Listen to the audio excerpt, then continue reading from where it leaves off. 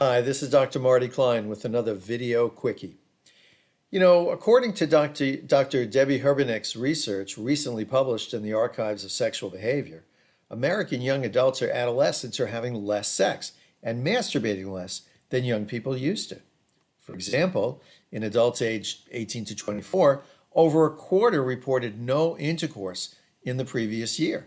The adolescents reporting no masturbation or partner sex increased to 43% of men and three-quarters of women. This is big news. There's a sobering economic reality behind this trend. Today, half of young adults live with their parents, and this started way before COVID. That reduces the number of couples cohabiting and limits the privacy of those living with parents, and both of those mean less sex. Young adults have disturbingly high rates of unemployment and underemployment. Less pocket cash means less courtship, which means less sex. There's also a troubling cultural reality at work now. People are spending much of their free time online, and that also started before COVID. When life online feels rich, meeting people in person can seem just too complicated. And this, of course, reduces sexual opportunities. Fewer young people today aspire to be in couples than they did 15 years ago. Friendship groups used to be places in which young people found other people to date. They provided a chance to learn and practice the skills of communication, reading social cues, and small risk-taking, like revealing that you like someone. They also provided a chance to experience the rewards of small interpersonal risk-taking. He likes me too. Now, young people are more likely to hang out in groups without much interest in finding a girlfriend or boyfriend or them friend. There may be friendship and cuddling within such groups, but people are less likely to be sorting each other as potential sexual partners or seeing themselves as potential sexual partners. And finally, there's a range of psychological realities going on. Given Me Too and today's emphasis on sexual conflict, many young men are worried about getting in trouble from dating ambiguity and confusion. Some are also feeling guilty about their desires and even their maleness. Some women have been scared off of dating and sex by the ideology of rape culture that makes socializing sound much more dangerous than it actually is. And many young people's thoughts about sexuality are now about their identity and their orientation. And this has made sex more complicated. For many, sex is not simply about what you do or even about how you feel, but now it's about who you are, a subject about which young people of every generation are famously conflicted. For people wondering if they're demisexual, pansexual, asexual, or gray sexual, actually engaging in erotic behaviors can simply seem too daunting. Now enter the internet. Well, some history. Broadband internet entered our homes and offices in the year 2000. The first iPod came out in 2001. The first iPhone came out in 2007. And today's young people, digital natives whose lives literally revolve around these devices, have been having less sex than their age peers in previous generations. It is impossible to overstate the impact of the internet and smartphones on courtship and sexual patterns. First, people are so used to the internet's instant gratification that ordinary conversation with ordinary people can seem tame.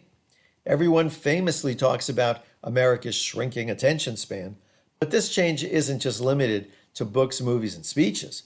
It's also reflected in people's difficulties in tolerating the ups and downs of normal conversation without the comfort of a phone to scroll. And that's why we commonly see young people in pairs or small groups blatantly disengaged from conversation to pay attention to something else, their phone. If you were an adult before the year 2000, imagine being with a friend or a small group and pulling out a newspaper right in the middle of the conversation. No, people had to tolerate rules of conventional conversation. People take turns, we track what others are saying, even when it's not fascinating, and we expect to respond to others and expect others to respond to us.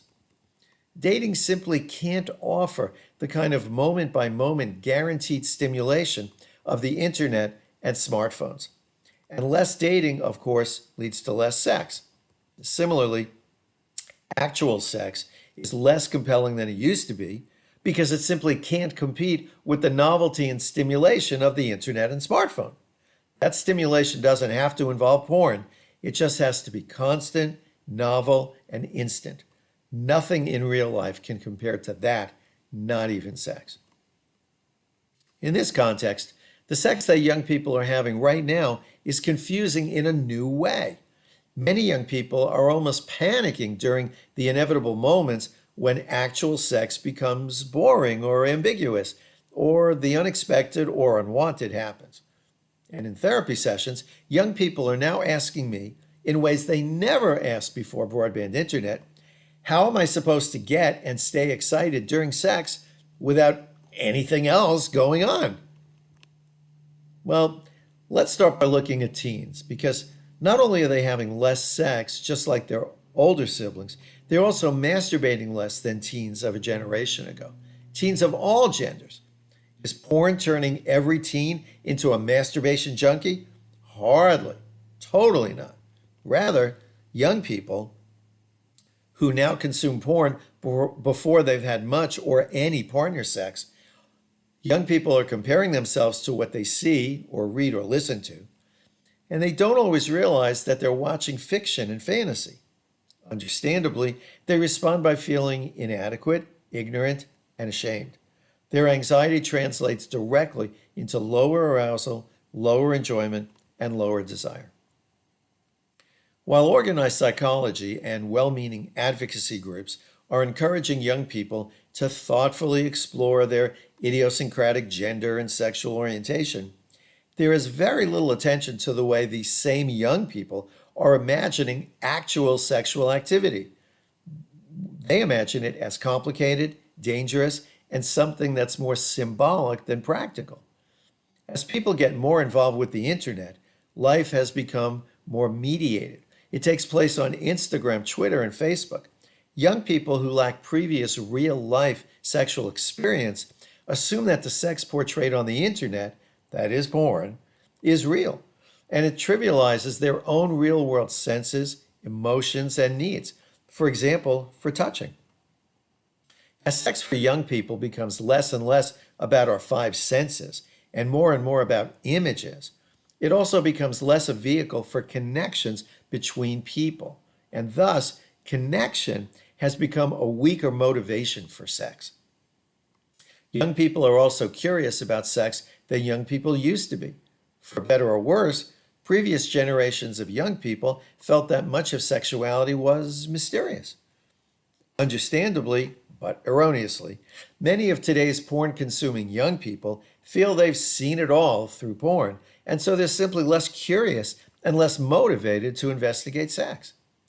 As 2022 gallops along, we're living through a perfect storm of factors leading to a decline in sexual activity among young people. Economics will unfold as it always has. Along with unexpected events like the war in Ukraine and trends like the falling age of menarche, the world's impact on our personal sexuality will proceed no matter what we do. But for hundreds of years, we've seen the way that everyday behavior, including sexual choices, changes in response to the disruptions of new technologies, such as electricity, the car, air conditioning, and the birth control pill. We're already seeing the impact of smartphones and the internet on many aspects of life, including child rearing, shopping, and news consumption. It would be naive to assume that sexuality would be exempt from the profound impact of smartphones and the internet. Surveys that reveal that Americans and Germans and Japanese and Croatians and others, surveys that reveal that people are having sex less frequently and even masturbating less frequently, that is solid evidence that our sexuality is not exempt from the impact of technology like smartphones and the internet. So why are young people having sex less? The impact of economics, 24/7 porn, and new friendship and courtship patterns driven by smartphones and the internet. Does it matter? For those of us who think that sexuality can be a positive force for humanizing, connecting, and even transforming people, it definitely does. I'm Dr. Marty Klein, Thanks for joining me. And by the way, I publish one of these video quickies every few weeks. If you want to get pinged when I do, just hit the subscribe button below and you'll hear from me whenever I publish a new one.